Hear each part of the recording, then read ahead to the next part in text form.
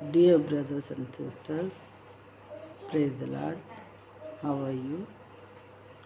Wish you happy new year. Today, let us see Genesis chapter 2, verses 1, 2, and 3.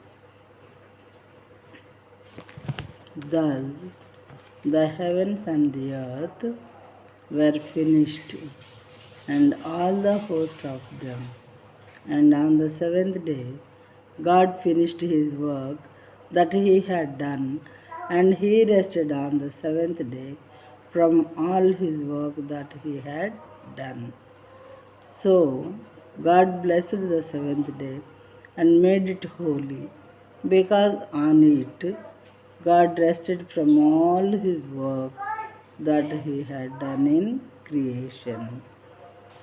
ఆకాశమును భూమియు వాటిలోనున్న సమస్త సమూహమును సంపూర్తి చేయబడెను.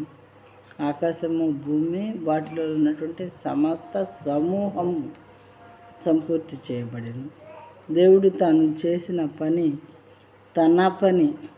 దేవుడు తాను చేసిన తన పని 7వ దినంలోగా సంపూర్తి చేసి తాను చేసిన తన పని అంతటి నుండి 7వ దినమున విశ్రమించెను. కాబట్టి దేవుడు ఆ 7వ దినమును ఆశీర్వదించి పరిశుద్ధపరచెను. ఎలయనగా దానిలో దేవుడు తాను చేసినట్టు సృజించినట్టు తన పని అంతటి నుండి విశ్రమించెను. దీనిలో రిపీటెడ్గా 2-3 టైమ్స్ తన పని అని వచ్చింది. మనం గమనించుకోవాలి. ఆయన చేసినటువంటి పని ఇదంతా కూడా దేవుడు ఆయన చేసినటువంటి పని కాబట్టి తన పని అని చెప్పారు. 7 దినములలోగా అంటే 6 డేస్లో పూర్తి చేసేసి 7వ దినం దేవుడు రెస్ట్ తీసుకున్నారంట, విశ్రమించారు. మనకు కూడా జాబ్స్లో ఎన్నో రోజు మనం రెస్ట్ తీసుకునేది 7th డేని. అలాగే మరి ఆ రోజుని దేవుడు ఆశీర్వదించారంట. కాబట్టి దేవుడు 7వ దినమును ఆశీర్వదించి పరిశుద్ధపరచెను.